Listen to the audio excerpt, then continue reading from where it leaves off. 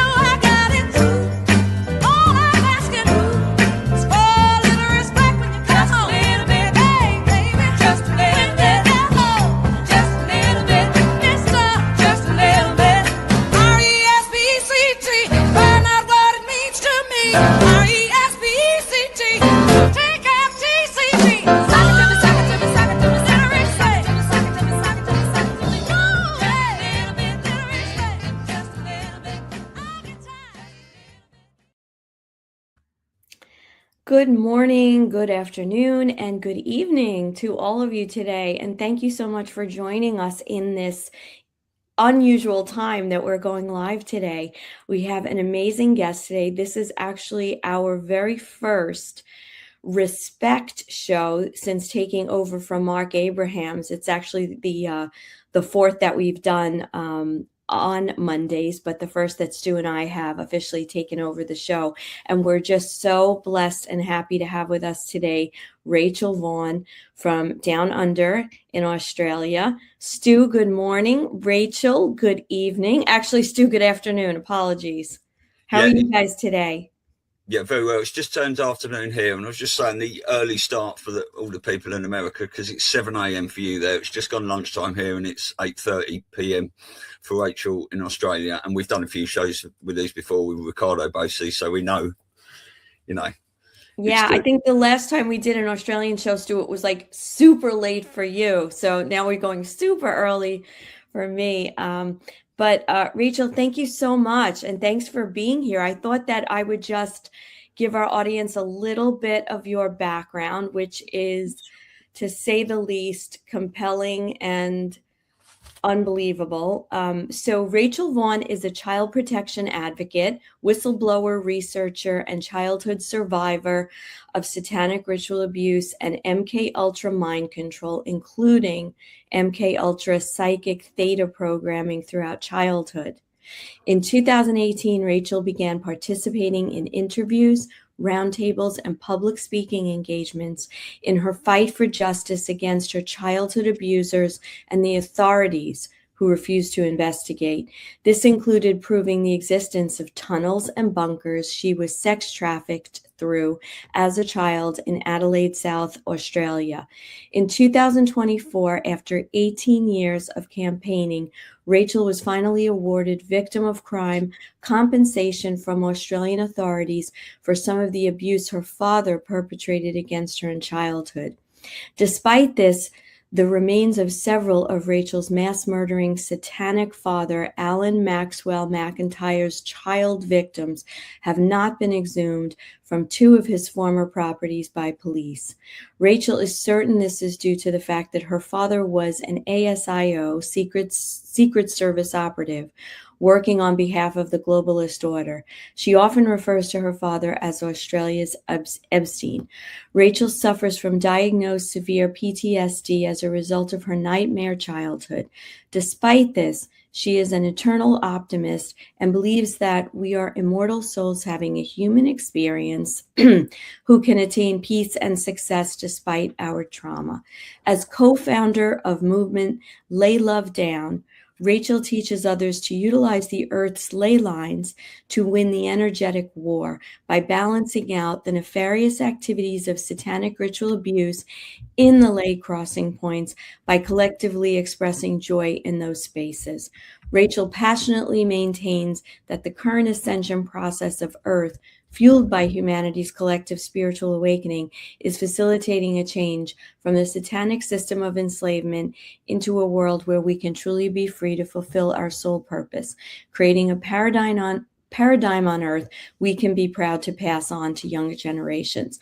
Her website is sixth, with the number six, sixthscience.com. Wow. Welcome. Thank you for having me, guys. Lovely to be here. It's an honor to have you on. So thank you for joining us. Yeah, and thank you for the work that you continue to do now. I guess the where maybe we could start, Stu, unless you have a different, I'm curious to understand how you got to this point, because clearly your childhood was fraught with every unimaginable thing possible. And then today, to look at you, you're out there campaigning and championing, for people to understand what's really going on, and just so amazingly how you're putting out this positive sense of how we combat it with love and the positive. So we're just going to kind of turn it over to you to tell us your story and how you got here. Yeah. Well, yeah, there were many attempts on my life, including medical experimentation, and I was used in pretty horrible ways. But one of the best ways to get back at those who harmed me is to be thriving. And so that's what I've done. I've ensured that I have gone through my healing, and I'm at the other point now or the other side of it, so I can actually start to help other people heal and help the world heal, basically, just through very simple things like a lot of other people are doing, teaching people how important the ley lines are. So people go out and do these horrific rituals where they unalive children and animals or adults in the crossing point of ley lines. And they do it out in the open, and they have to have everybody stitched up. They have to have the judiciary and the police and the parks officers and anybody who might be called out, ambulance people. They have to have everybody organised and controlled so they can do these things outside in the open, where they can be filmed, caught, and that shows you how important these spaces are. So where the ley lines cross in areas of nature, that's where it's easiest for these, I call Satanist creatures because they've lost their humanity, but where these creatures can call up otherworldly interdimensional entities like demons. And they do this for power and to be able to control others. But what they actually end up doing is getting a monkey on their back that they can't get rid of. It's really bizarre.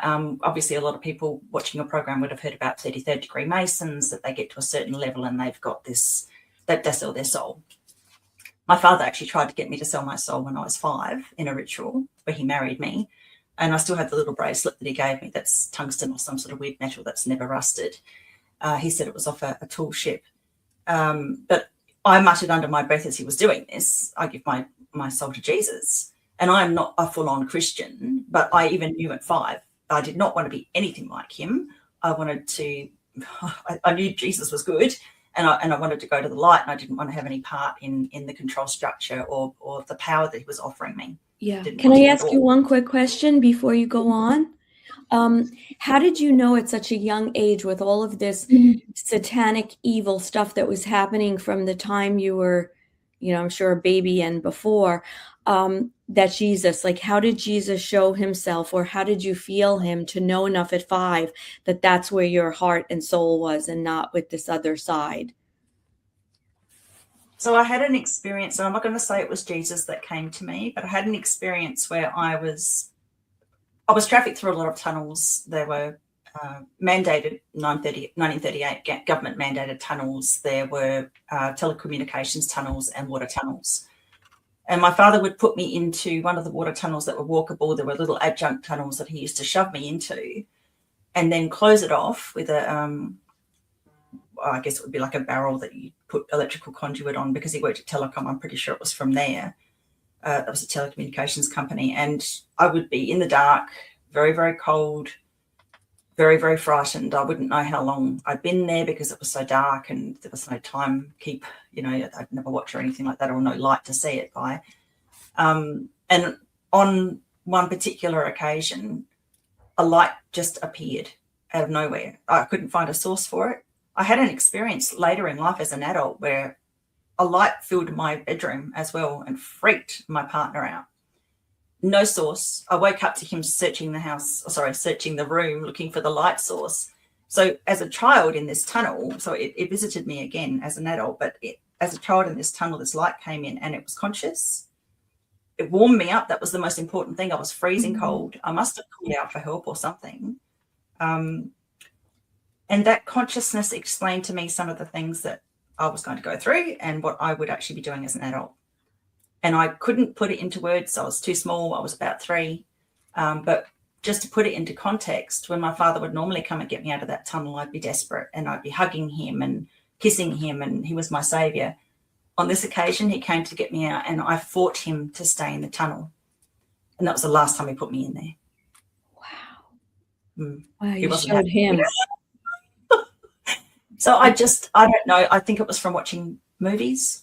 I'd seen Jesus in movies. The only way, because I certainly didn't get any Christian instruction as a child, I got the opposite. But I knew that was the direction I wanted to go in. I did not want to be anything to do with this because it was hurting animals, and I'd already seen enough by 5 to know I didn't want anything to do with what he was doing and what my family was doing. And may I ask you where your mom was in all this? I don't know if I understand the way this is done or the way they, take you, but your mom. So my mum, I'm 4th generational abuse trauma. My father's grandfather was a very, very high level Mason. So my father was 3rd generation. I'm 4th generation. My mother was also from a very traumatic lineage. And I think he hand sort of picked her basically for various reasons.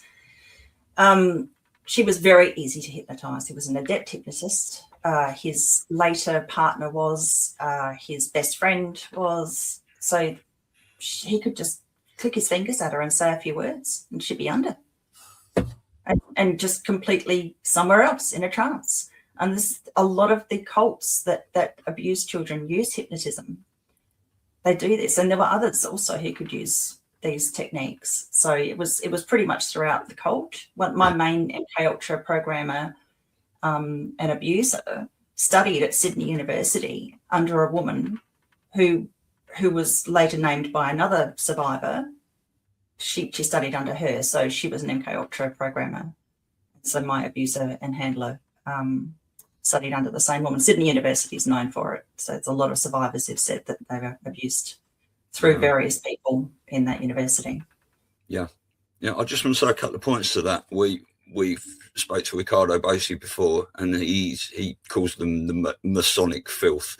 There is such a Mason problem out there that we know Australia is really, really bad, and you've been fighting against this system for a long, long time. And I just want to say, whatever anyone's religious affiliation of what they believe, is the fact that the cabal and the dark side torment Jesus so much in everything you do.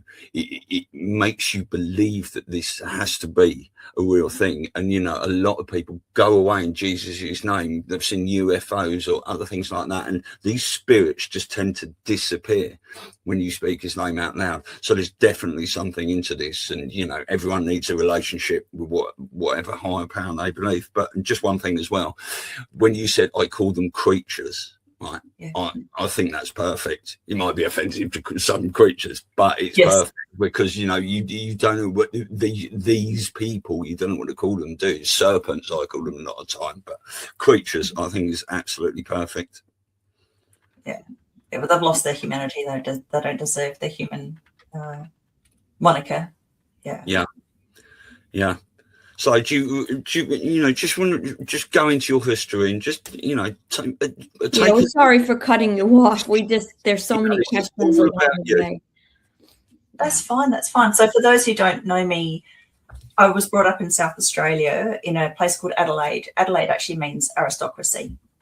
And there is so much in the mainstream about who Adelaide's aristocracy really is. So Colonel William Light was our Surveyor General, and Colonel William Light, William, the will of I am, the will of God, light bearer. So there's a Luciferian connection to Colonel William Light. And he actually set out Adelaide like an Illuminati pyramid. And if people want to see that on my Rumble channel, look up my name, and I've got a video on there called Symbolism Will Be Their Downfall, where I've actually pointed out all the symbolism in Adelaide's streetscape. And I think it's really important for people to see that, because right in the centre of the capstone is a reptilian eye, which is Victoria Square.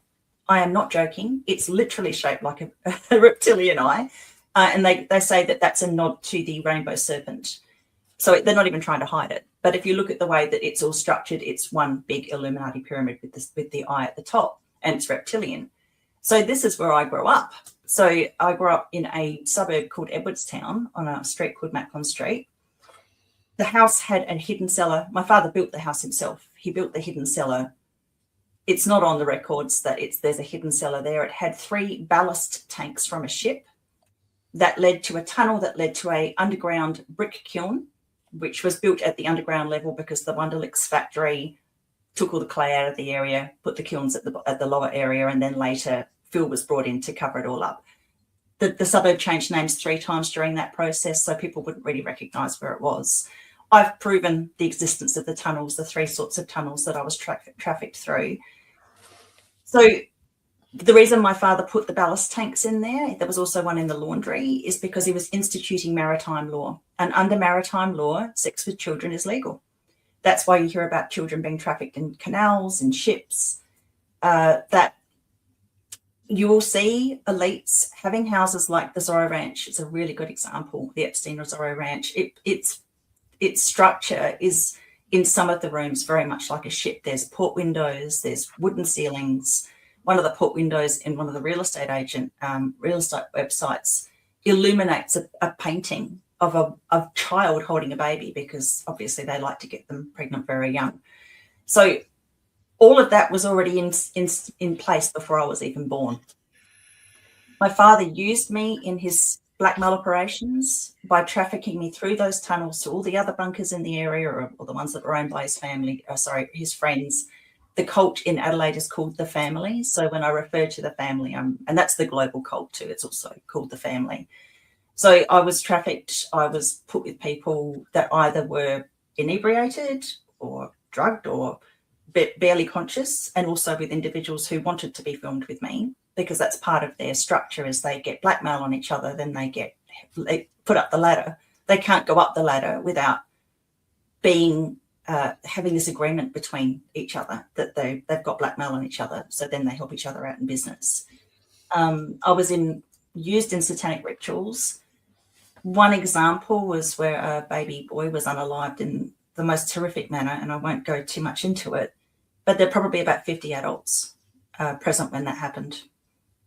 There were at least 10 of us children. We were all strapped down to chairs. We couldn't get up, but none of the adults got up to help this child. And the individual who unalived the child went on to have a stellar political career. And my father whispered in my ear while all this was going on that they were all then beholden to each other. They all had dirt on each other because none of them were helping the baby.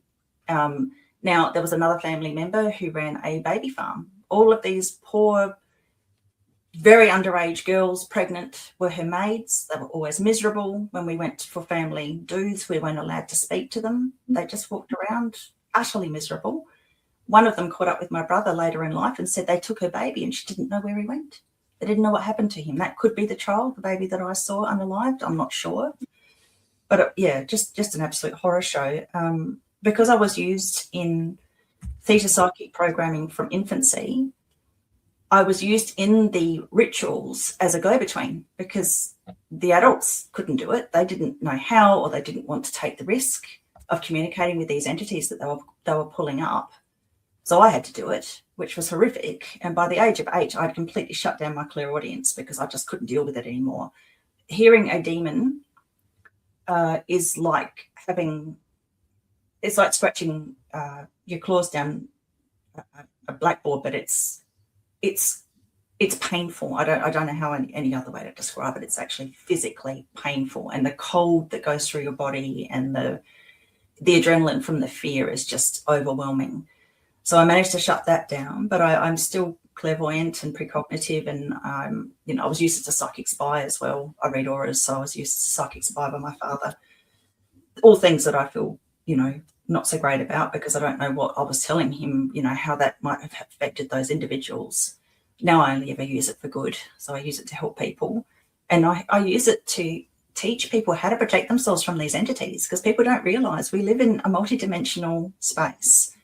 Even more multidimensional now, because the ley lines, which are the multidimensional connection, they're the channels of Akashic record, and all the other dimensions are you can interrelate with all the other dimensions on this planet through the ley lines and the portal spaces where the ley lines cross.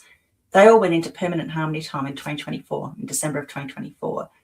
So we have now a situation where that interdimensional access is more prevalent. It's not just on the solstices and equinoxes.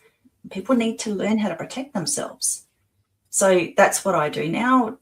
That's why I believe I survived all of this. It's also to help people to realize the importance of the ley lines. They are so crucial. So apparently there's a biblical passage where they say the last fight's over the ley lines, and that, we're coming into, when they talk about Revelations 12, I'm not a biblical scholar. I did read the Old Testament and the New Testament when I was about 18, because I was curious what it was all about. From my understanding, Revelations 12, it's called an apocalypse, but it's actually just an awakening.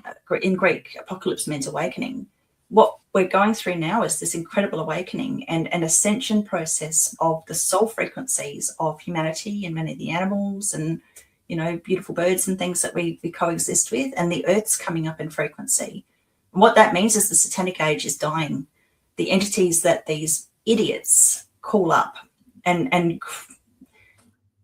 they actually call them up and take them into themselves. They actually willingly allow themselves to be possessed for power and for money. So they're all helping each other out on a human level, but they've got these entities controlling them. Those entities cannot stand this new frequency. So what we are going to see now, and what we are seeing, is a lot of people in political spheres looking rather lost. They've lost their power, lost their charge, as a friend of mine says. They've lost their charge. So I think we're actually in the best place we've been probably for millennia. The satanic age, is going.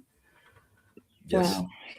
I wanted to just harken back to the fact that, and I'm not, I don't know enough about it specifically, but enough to have a conversation, that there was some stuff that President Trump was doing that related to the White House and some of those, I guess, ley lines that were under the ballroom and, changing them over. And I don't know how that works, so forgive my language on explaining it, but that he was kind of shutting those down. And what I heard, and what I think we heard, Stu, was that it did have a larger effect on the rest of the world and the rest of the ley lines to shut down, I guess, the power, the ability. Do you know anything can you speak to this? Because, That's seem amazing. That's the first I've heard that. That's amazing. So the Washington Monument, I believe, is right near the White House. Is that correct? It's not far. Yeah. That is a massive portal.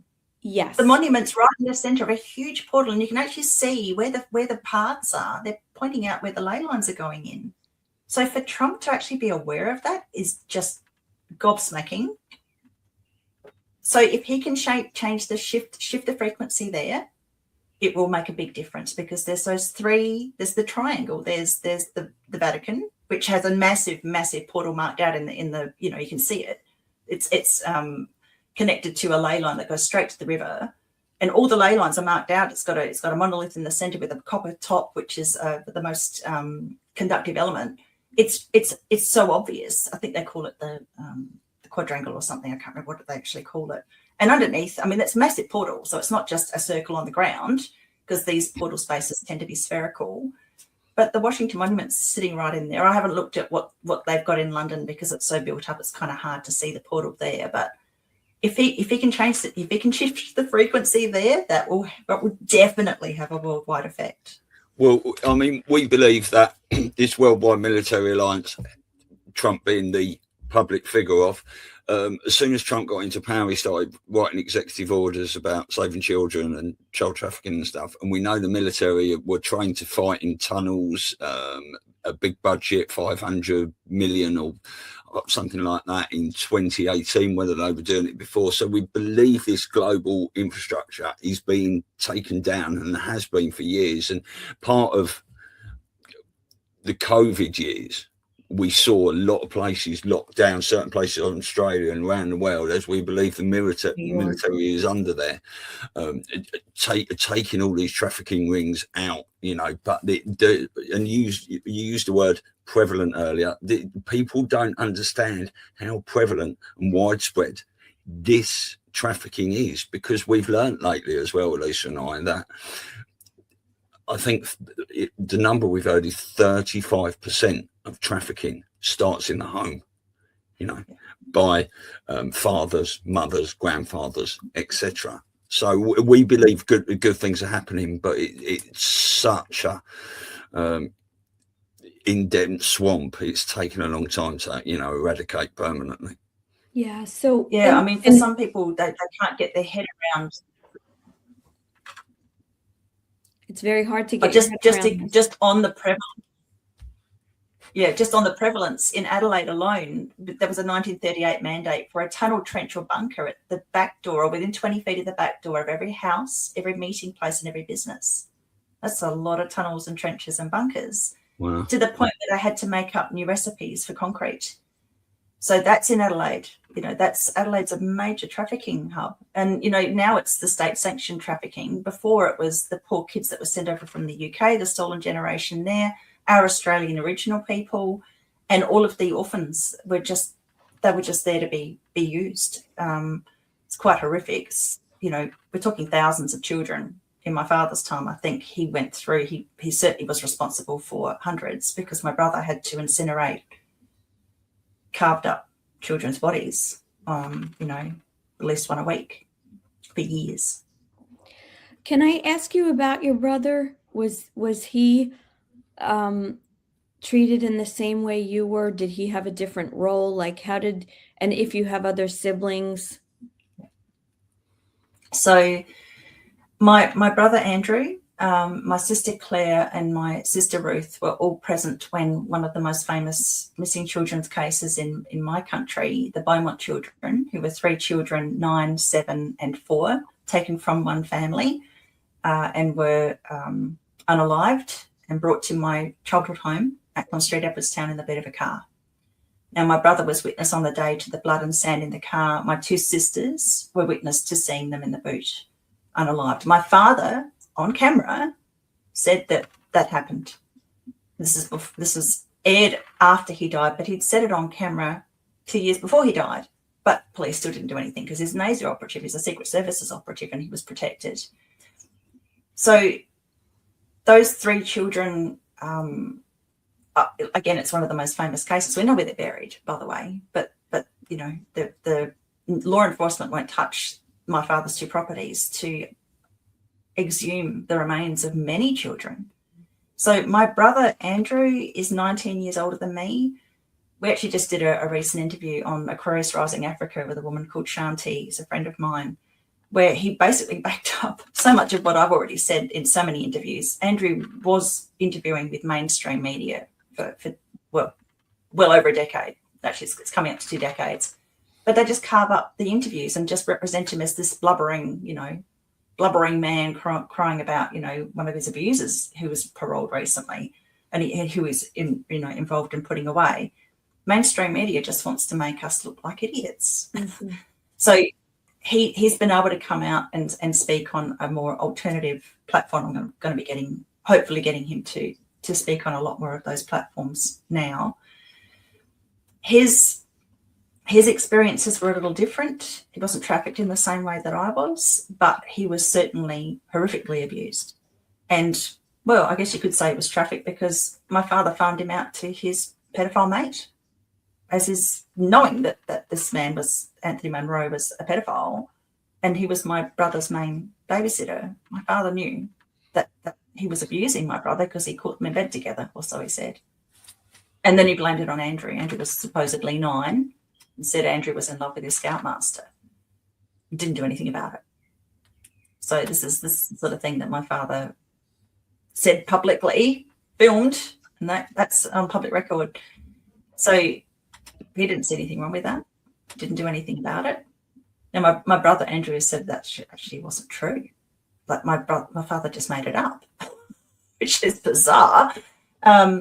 So yeah, I mean, Andrew, one of the things that Andrew has shared that's absolutely monumental is that he was forced to burn these packages that were in the incinerator on a weekly basis. Now, one day the cat got into the packages, and so he looked at it. He was trained as a hunter from a very early age.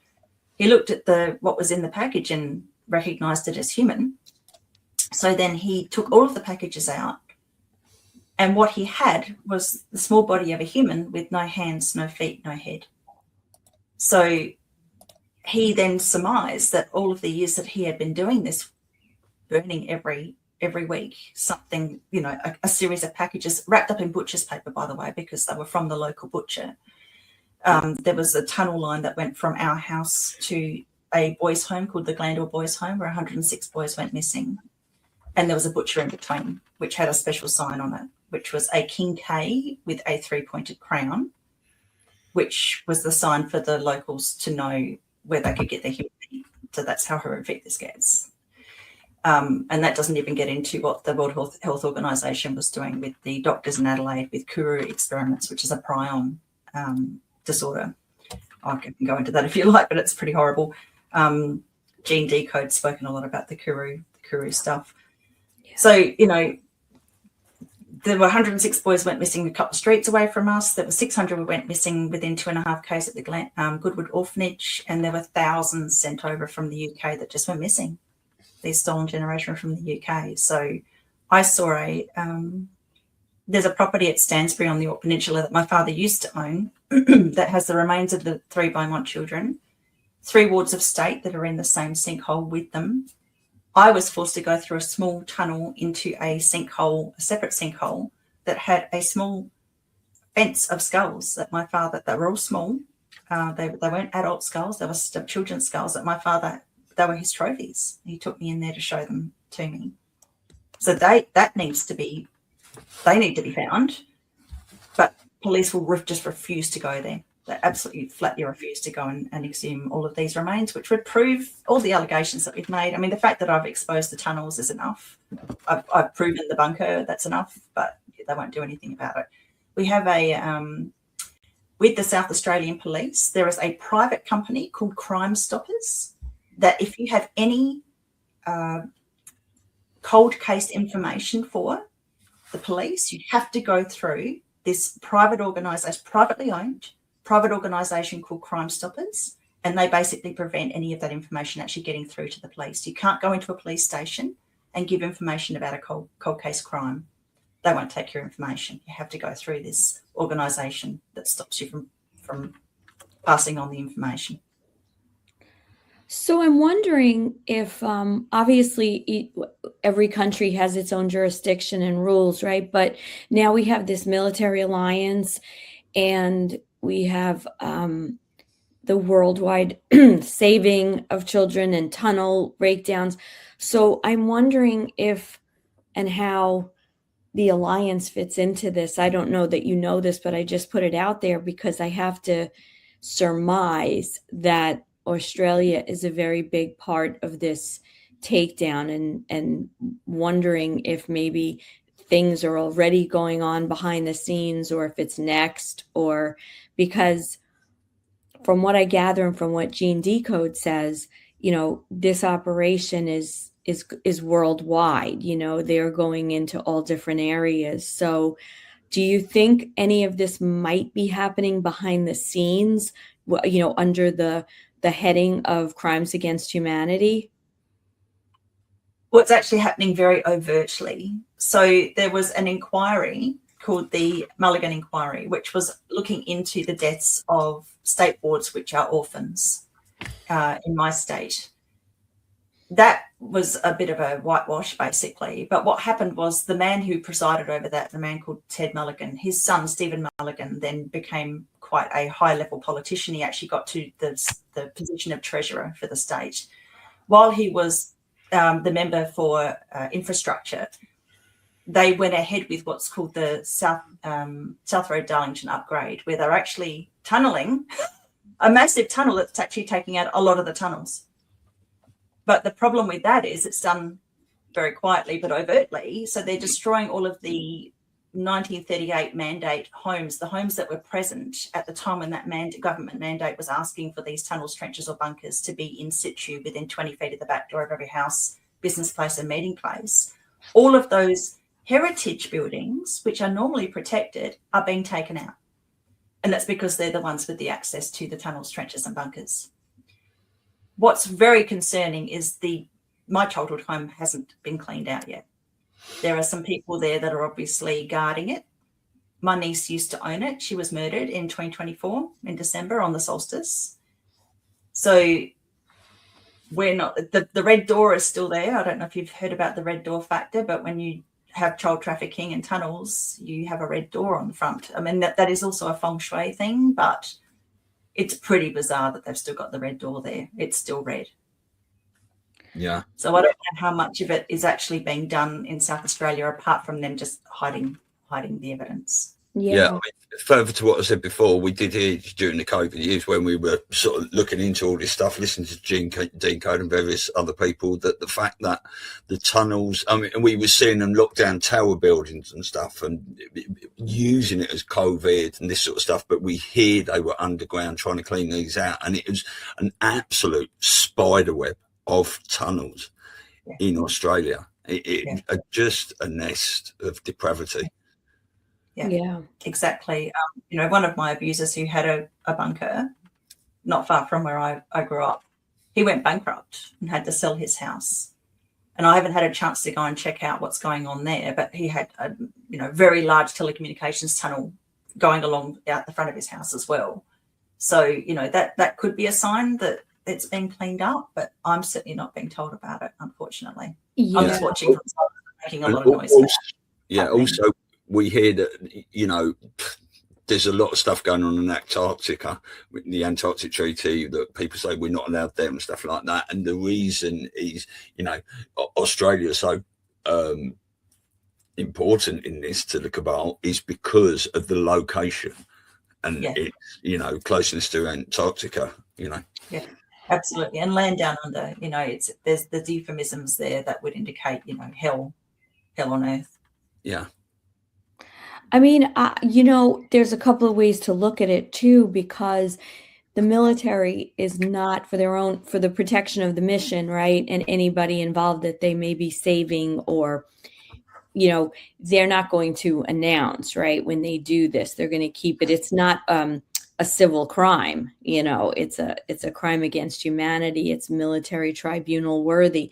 So, excuse me, there may be, let's hope, that if some of these buildings are still standing, there's a reason they're allowing them to stand, because their testimony to what was really going on and proof. And perhaps the guarding is not guarding the bad guys anymore, but it might be guarding the good guys who are doing work. Again, I don't know. I don't think any of us know for sure, but it's very interesting how when we follow this military operation, in other parts of the world, once we hear about it, we kind of can assume that the heavy lifting and what has to be done has been done already, and they're not going to tell us while they're doing. Just like in COVID, I live in New York, and we saw the ships come in, for all the COVID victims, pulling into the harbor, but didn't know, it started seeping in like a little bit, if you were looking in the right places, that these ships had nothing to do with COVID. And it was all about, under Central Park and some of these other areas that they were rescuing children.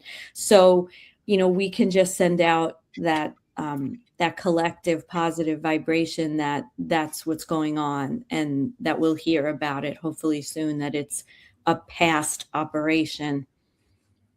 Yeah, I mean, the house next door to where I grew up was razed to the ground, and some beautiful people went in there and took footage, and you can see the tunnel. Wow. Yeah. So, I mean, I've done everything I can possibly do to expose it. I've done all the research. It's not on the municipal records. I've proven it's all there, and all it really required in 2012 was for a major crime detective called David Sheridan to go in with ground penetrating radar, which he didn't do. And there's a letter that was sent to him by my father telling him to red flag us. So, and I've got that letter. This was 2012? 2012. Yeah. So that was a long time ago, like relative to the Trump coming in 2016 or 17, I should say, after the election, and the military operation that ensued. I mean, this is just so huge. So when people say, why are we still here? They don't understand how incredibly you're trying to take down a 6,000-year-old death cult, right? In 10 to 20 years. It's not easy. It has to be done sporadically. This is why we're told in the Q drops that, 80% minimum would be covert, and we'd know nothing about it while it was going on. And people don't realize, we're talking about demonic entities here. We're talking about powerful and terrifying entities. They're not actually that dangerous if you know how to work against them. If you've survived a lot, as I have, and you learned how to send them back to where they belong, it's actually quite easy to get rid of them. And I'm hoping that, if this is going on in the background, that those people know what they're doing, because it's pretty dangerous. Well, I would assume they do, that this is not unbeknownst to what the root of a lot of this is. There's the surface conversation of saving children, and then there's the deeper meaning of what the root of all this is. And I have to also assume that we're getting help, non-human help, because of the might and the strength of these entities and everything that's down there. Yeah. Adelaide's just, again, I've pointed out all the symbolism in the video that I've done. I've also pointed out there's an article in the Guardian newspaper called The Room of the Dead, where they actually talk about the Adelaide aristocracy and how they used to hunt humans. Anybody who was in the orphanages who didn't have anybody to speak for them was there for the picking, basically. And a lot of them were defleshed and anatomized so that they could be sold to various countries as skeletal remains for, medical specimens and those sorts of things.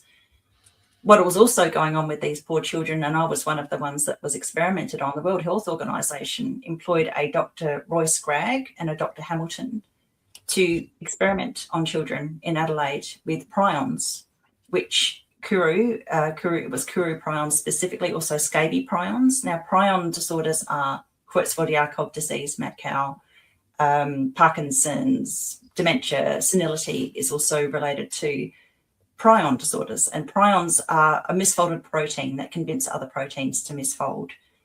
I was experimented on 3 times through lumbar punch, tonsil, flesh to tonsil, and by another means, and I'm not sure what that was, because my father told me it had happened, but I don't remember what it was. I've since found out from a professor, Dr. Matthias Jacker, that children don't come down with prion disorders very often. They know that because of people like me, because of the experiments on us children. Many didn't survive. So the World Health Organization, that's all. I've done the research. I put a post out that went viral back in May 2022. That's all on record, that these doctors, this particular Dr. Roy Scragg, got an Order of Australia medal for his work studying prions for depopulation. And that is what precursored these vaccines, which and the spike protein mimics a prion. And this was all designed because they wanted to bring about what was in the Bible. My father told me about this when I was 10 years old. He just murdered a child in front of me. That they wanted to bring out about this zombie apocalypse. Now, in Adelaide, there is a particular prion disorder called Lewy body dementia, which has a zombie-like shuffle and a tendency to bite and full-on aggression. And we have a much higher incidence of that in Adelaide than we do, for our population than the world's population. That's because of these experiments. So people unwittingly would have been going along and also buying infected meat. They infected the children, carved them up in the butchers, sold them on. And so they were also doing it that way through, they called it funerary cannibalism in Papua New Guinea, where they got the 75 cadavers that were Kura infected and sent them over to the Adelaide Medical Centre for these experiments. And that's all on public record as well. I mean, it kind of... Can I just ask, Rachel, was that called the Maralinga experiment? That's different. So Frank Walker. So that actually it's interconnected, because one of my father's victims, he did take the right leg off this child. He did other things as well, but through Frank Walker's book Maralinga, we learnt that they let go the nuclear testing, and they did it on days where the wind would actually blow the fallout onto pasture land, because that takes up strontium-90 readily, and then they pastured cows on it, which concentrate the strontium-90 in the milk. And then they gave it free to school children. And there's still, and Frank describes how the right femur would be removed from people who died from cancers and things as a result of this. And then they sent them back to the UK without the family knowing that they were taking those body parts and sending them off for dissection and to see, how far the experiment went, whether or not it was effective. So Adelaide's a testing ground. And this is such a ridiculous question, and the point of this was to get rid of the population? Like, what, aside from the depravity, and I don't even know the word to use for doing this, what was their ultimate goal? Well, I mean, it's hard to understand how these people think, but I'm from a bloodline family. I'm from the Kennedy line. I know that because my paternal grandmother did the family lineage, got back to a Catherine Kennedy and stopped. She didn't go any further. That's where she wanted to find. That's the name she was looking for. So we're from a bloodline family. And for those who know about satanic bloodlines, there are 13, supposedly, possibly many more bloodline families that think that they are the apex predators on this planet and they can do to us whatever they like. And obviously I'm from that lineage, but I certainly am not proud of it. I talk about this because people need to know. I know other survivors who are also from bloodline families who've done exactly what I've done and turned on those families and are trying to expose it as clearly and loudly and comprehensively as possible. But I believe that they just think they have the right to do it. Okay. Yeah, there's no way for us to get into the psyche. I just was curious if there was, more overt discussion about why this was being done. Well, with the orphans, my father told me, again, when I was about 10, that he was doing the world a favour because these children weren't wanted. And I now understand that to be eugenics. Okay. Yeah. I mean, there is a lot of discussion as well that these 13 families were actually taken out in 2017, right, which allowed Trump to go around doing his capitulation tour to get all these other countries on board, telling them what was going on. And we've been seeing this unfold never seen, but there's so many thousands and millions of people involved in this. They took the head off first and they've been cleaning up ever since. And it is just taking such a long time, but we understand why. Yeah, well, yeah, there's plenty of my family who are still alive, unfortunately. Yes. Yeah. Well, maybe with there being 650,000 sealed indictments and you can have 99 names on each of those, we're talking over 60 million arrests potentially worldwide. People have been marked and tracked and are being monitored.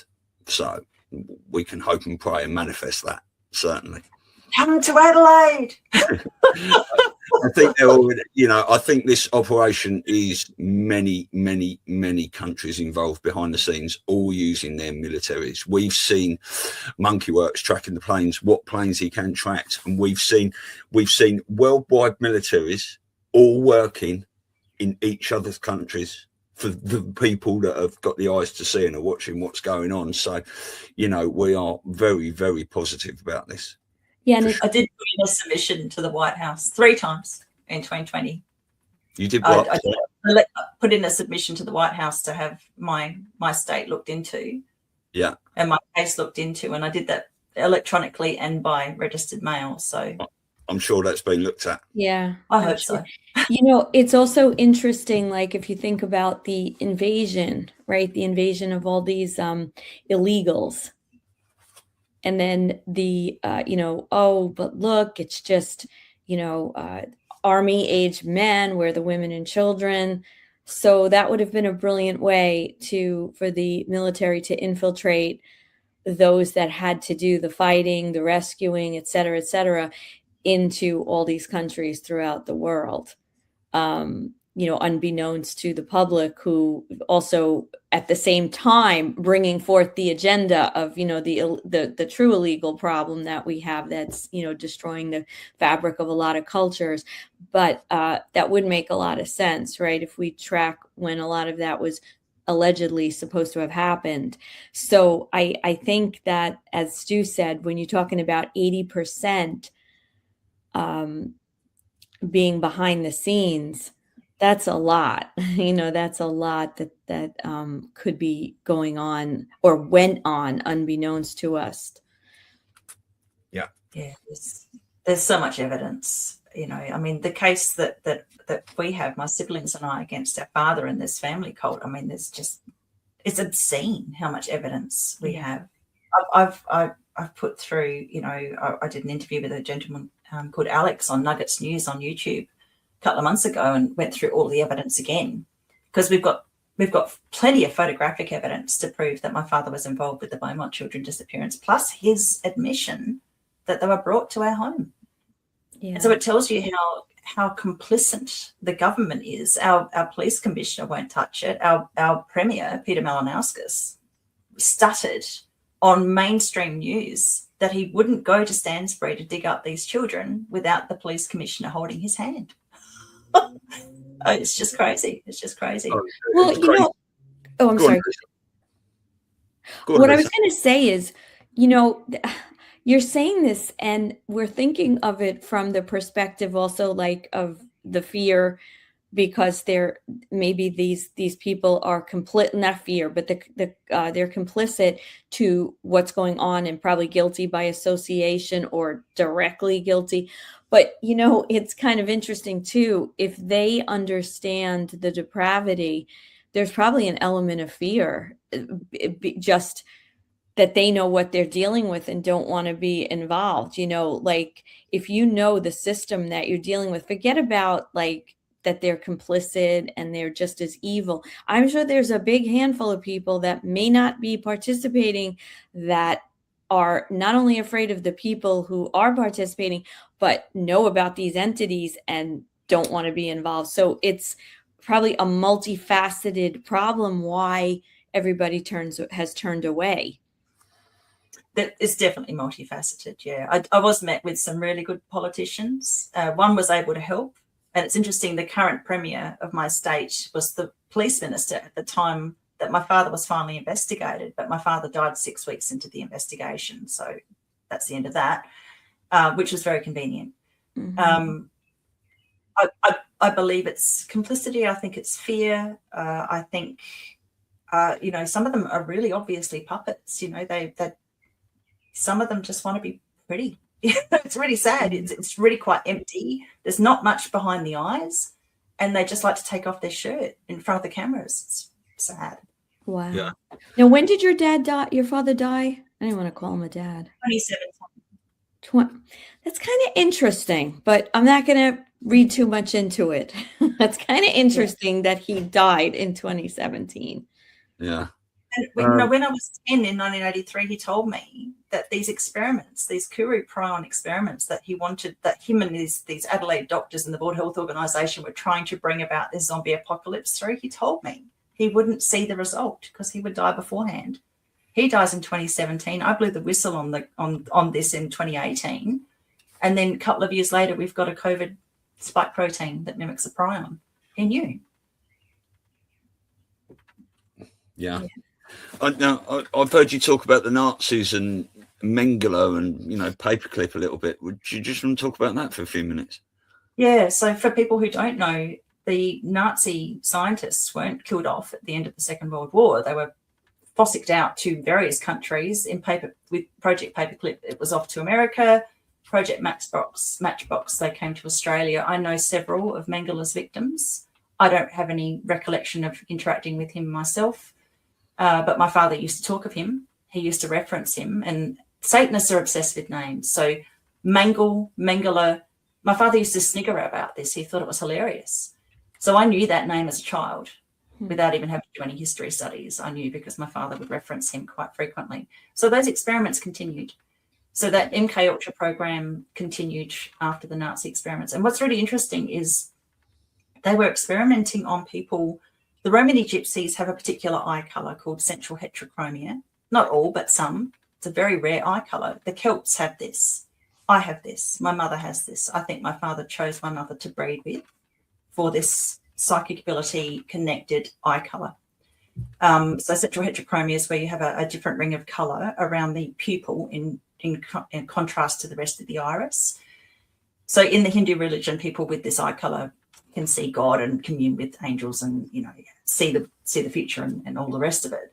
What the actual fact is that people with this particular eye colour that the Romany gypsies had, and which the Nazis were experimenting on them because of this, and Celts have in a higher concentration than the rest of the population, it actually allows you to see a wider range of the electromagnetic spectrum.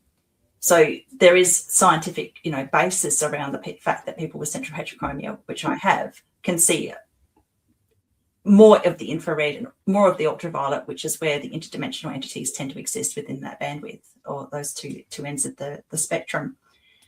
So they did those studies in the war, then they came to Australia and they came to America, and they continued those studies on children with my eye colour or who had bloodline family connections, because those bloodline families also have weirder abilities. And I don't know if you guys have gone down the whole rabbit hole of the not the chimeras, hybrids. There's a hybrid factor with the Celts and probably the Romanians as well. So it's so complicated and so convoluted when you look at the whole way that it works. The obsession with twins was because of quantum entanglement, because you can take two twins and put them on opposite sides of the world and you can hurt one and the other one will feel it. So Mengele was obsessed with twins. I remember hearing that about his twin obsession. Yeah, they even show it in a lot of movies, like they disclose his obsession with that. Well, there's also a lot of discussion as well and research, isn't there, that we've been looking into, that Dr. Anthony Fauci has many ties to Mengele, and I think he was put front and centre during COVID, but I think he's going to come right back into the narrative. It's actually May the 11th, isn't it, today? And the statute of limitations runs out for him to be indicted. However, under military law, they can take him down at any time. And I think if he doesn't get indicted today, Dave Newstreeson talks about this a lot, it's gonna accelerate the public discord into it all and get people talking more, and his time is coming, whether it's today or whether it's down the line. But he's been same one though, because he changed face. No, we believe this is all for public disclosure, right? Because we believe there's no way that the military was going to let any of these people hang out, and they're the infrastructure of the evil. They're not going to just say, all right, well, we'll get to them. So we all believe in our hearts and pretty much in our souls can feel. I'm sure you can, because it sounds like you have a lot more of that empathic ability. But I felt in, 2021, 22, I started feeling a difference. Like, no, something's missing. Bad. Different profile, completely different ear. You cannot change the ear. It was a different man. All of them. Look at all of them. I know. And I do this all the time, and I say to my friends, "But can't you see it?" And they're like, "No." Yeah. But the ears don't detach. Look at the nose. Look at the jaw. So, Dr. Anthony Fauci is either in Guantanamo Bay or somewhere else. They've already hung him from his neck. And what we will see is actors, clones, those being arrested, for the public disclosure of a military operation that's been going on behind the scenes. But it's very, very positive, although there is still a lot of dirt to clean up, and people to be rescued. Well, that's certainly given me hope along the way, because I'm not seeing the same person. Yeah. No. Yeah. Well, if anyone thinks that was Joe Biden for 4 years. Oh, for God's sake. Yeah. Well, if they the could. cranium has changed shape. Yeah, exactly. And he kept changing shape because there was meant to be 4 different actors playing the part. So if they can put a man in who's not the man as president for 4 years, or whether that was the military white hats doing that under this continuity of government devolution operation, if they can do that, they can replace anyone. And we've seen it. So many people out there look different. So that's definitely something to be positive about. Yeah, absolutely. It's just bizarre, absolutely bizarre. And then you've got the people that clearly aren't alive anymore, like the Pope was obviously gone for a long time before the announcement. I personally don't think that this regent that's getting around is the same individual. No. Well, we saw the Pope disappear, didn't we? He came out to the balcony, turned round, and he disappeared. It was CGI, and that was in 2020, wasn't it? 2021? Yeah, that was a while ago. And, I also don't think any of this is by accident. For those who have the eyes to see, they're telling us very clearly. Yeah, they're making it more and more absurd so that people pay attention and get involved and stand up. Yeah. So I want to be mindful of your time. So, are there other things that you'd like to talk about, or because I want people to also understand, how they can support in any way, shape, or form the efforts, whatever shape that takes. So, how do we support you? And well, I'd just say one thing on, the child trafficking that is very overt now in your country and mine is the CPS and DCP, the supposed child protection agencies. So I just ask those that are beholden to, mandatory reporting, to really think about what they're doing. Because when you mandatorily report somebody that you think is a parent that might be a little bit lax, that can actually relegate that child to then be sexually trafficked by the foster care system. And they can die. In fact, children are 6 times more likely to be sexually abused in Australia in the foster care system, and more likely to die than they are at home. So that is a big bugbear of mine, because this is state-sanctioned trafficking. What happens is someone will either be known to be a pedophile, so a person might report, my husband's abusing my children. They will then take the children from the protective parent, put the protective parent in a mental institution, take the children, traffic the children, and use that leverage against the pedophile father. Now, I'm not saying we don't point out that people are pedophiles, but we need support for the mothers and the protective parents, fathers or mothers, that are having this happen to their children. It's an absolute nightmare, and that's unfortunately still going on. As much as I would like for it to be going away, it's still happening in my state. It's still unfortunately commonplace. Yeah. So where people that have been through, similar things to you, that haven't got the courage to speak up, that are feeling alone out there, where can these sort of people go for help? Oh, that's such a loaded question. It's so hard to know. It's so hard to know. I mean, therapy is often re-traumatizing. Yeah. So one simple thing that people can do, because people get so depressed And when you're depressed, you don't seek out sunlight. You don't necessarily go out in nature. You might not feel like playing with your pet, but you've got to push yourself to make yourself do those things so that you will feel joy. And if you can do that for 5 minutes a day and then lengthen that period, we get so bogged down in the trauma that we can't escape it. And you have to be your own advocate. You can't expect that you're going to go off to a therapist and they're going to fix it for you. You have to fix it for yourself. I had to fix it for myself. Nobody came along with a magic wand. You can reach out to people like me, but there's very little we can do. I mean, we all have to heal in our own way. I can give suggestions. I know some good trauma therapists, and they're good because they've gone through the trauma themselves. Right. I can thoroughly recommend Max Lowen, Unbroken.global. She's my best friend. She's an incredible psychotherapist. She was trafficked and abused under the Vatican. If anybody knows what it's like to be abused, it's Max. That's someone I would recommend that people go to because she is so good. But most therapists that have not been through this sort of trauma don't get it, and that's one of the hardest parts. If you have a lot of physical health problems and you've been raped as a small child, sometimes what happens is the chakras swap around. So you get what's called chronic reversed polarity, and that can bring up multiple sclerosis symptoms, fibromyalgia, chronic fatigue. You need an energy therapist for that. Going off and getting medication for chronic pain and chronic fatigue, like I did for many years until I realized what was actually going on, didn't help me, that's for sure. It made things worse. Going and seeing a good healing energy practitioner will help that. Acupuncture can help that.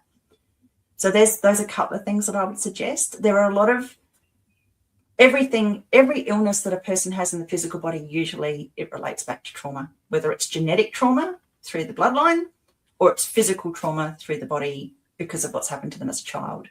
So if you look at it from that perspective, anything in the body can be healed as long as it's not, dismemberment. You can heal. So people taking charge of their own healing, I think, is the most important thing. You can go to a healer, but you have to give permission to heal. You have to want to heal. You have to give up the victim status. Being a victim can be, you can get a lot of pity, but who wants pity? You really just want to be the best, strongest, healthiest person, healthiest self that you can be. Yeah. Stick it up to your abusers, be the best that you can be, and then help people. Become a helper. I mean, the mind is an absolutely powerful tool, isn't it? Which is why these creatures try to destroy the mind of their victims, initially, isn't it? Oh, absolutely. So the best thing to prove to them that they're wrong and they haven't done a good job is to work to heal and then start to thrive, because it really annoys them. Yeah. I wanted to ask you, you mentioned Max. This is your friend who's she's been through, horrible stuff, but now she's helping. Does she do interviews? Because I find it fascinating. There's so many therapists out there. My daughter is starting grad school. She wants to work in trauma. As much as she thinks she had a rough childhood, trust me, she hasn't. And so granted, she could probably help a lot of people who have what I would call, one-offs. They had this experience, they had that experience, and I'm not minimizing, people who've had any trauma. But the point is, there's no way, no matter what, that she can understand the kind of situation that you've been through and so many have been through, and to help those people heal. But someone like Max, if that person can get their voice out there even more, because there are so many therapists, that's who needs to train these therapists as best they can, less the experience of going through it, so that they truly understand how to help people. And it sounds like we need so many more of those people. So all that to say, if she's available, as part of this world that we're trying to expose and heal, we would love to have her on. And I'll mention, she did an interview recently with Man in America. You're probably aware of him. Yes. So she's a big voice. She's absolutely blown up recently. So she's been working away in the background, like doing interviews. She interviews people as well. So she's been doing a lot of work, and I'm just so proud of where she's come from, where she is now. So she's one of the best voices for this in the world. And my other dear friend, Kathy O'Brien, you would have heard of Kathy. Oh, yeah. Well, I think we're in contact with Kathy, aren't we? We'd love to have Max on the Monday Respect show. Kathy as well, obviously. Yes. Kathy's done a lot of work with Mark in the past anyway. So, yeah, we're definitely looking at all these things, but that'd be wonderful. I just want to say, talking about the mind is a powerful tool, that it is, people don't understand the power of nature and just getting outside and getting the sun on your face and the wind on your skin and sitting quietly in nature away from everyone and listening to the birds and the good creatures, it's essential. Because I mean, even when I was driving a taxi a while back, we used to pick up a lot of people, the elderly generation, and some of them you only ever used to pick up and take them to the doctors and back. That was their life. But the other people that used to get out and go for a walk and take them somewhere or go and visit their friend or go and get their hair done and stuff, they were much more vibrant in life because they were getting out of the house every single day. Oh, absolutely. Oh, nature is the greatest elixir, the greatest healthful, grounding, getting your feet out of the ground, putting your bottom on the ground is so healthy because it helps to align the chakras. It helps to balance out your aura. The aura gets like Swiss cheese. It gets all these holes in it when people are around electromagnetic frequencies, when they have too much fluoride in their system, they don't eat the right kind of foods. And that's where these, otherworldly attachments get in and cause problems or energy leaks out. Being out in nature heals that. Being around large bodies of water helps heal that because the negative ions plug up the holes. So these are just layman's terms for those who aren't, fully aware of what the aura is. But basically, it's the soul that doesn't fit in the body, and we have to take care of it. But we're not taught this at all. We're not taught about, how to keep our physical body healthy by keeping our soul healthy. So, and that part of that is also communing with animals, with nature, with watching bees fly around. That can be incredibly positive and make you feel really happy. The frequency that they release, bees hum at a certain frequency that's incredibly healthful.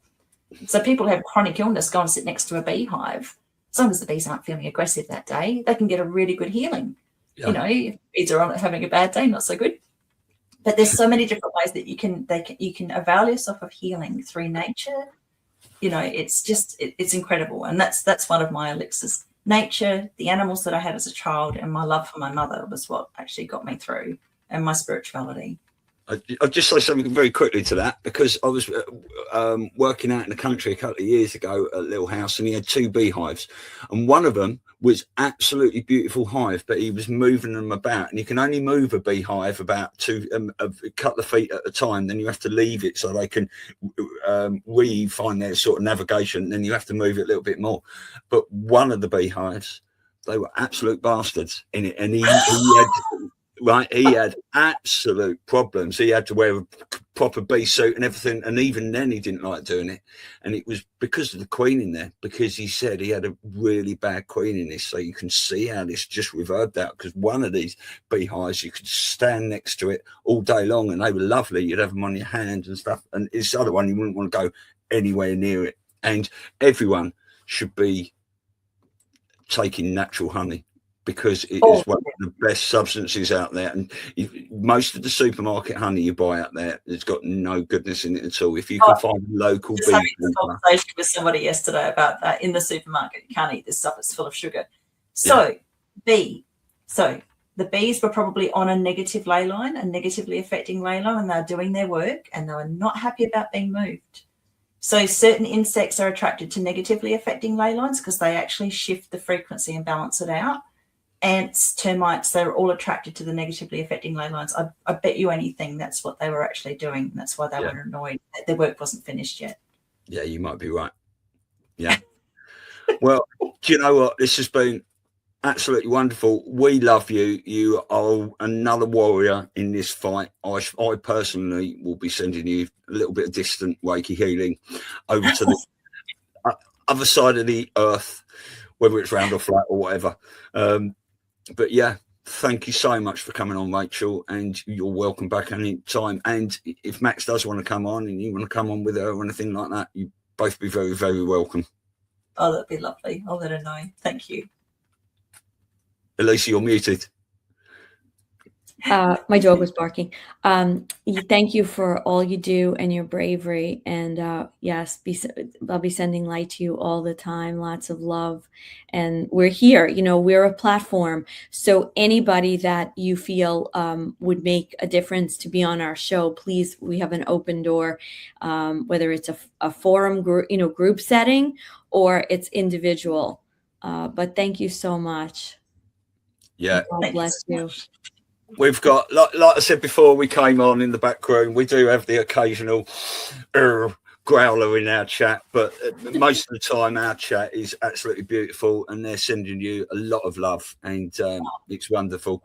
So I've done a little new outro, part of what Mark uses for his, and I've put all Mark's links next to it for where you can donate to certain things. I haven't got the transcript yet, so rather than me typing it out, I'm going to see if Mark's got it, and I will put it in the Monday Respect show every week. But yeah, Rachel, thank you so much. Have a lovely sleep. It's your bedtime now, isn't it? Yes. Thank you so much, Good guys. night. I really appreciate it. Lovely talking to you. Love, not fear, people. Yeah. Take care. Bye. Bye. Bye.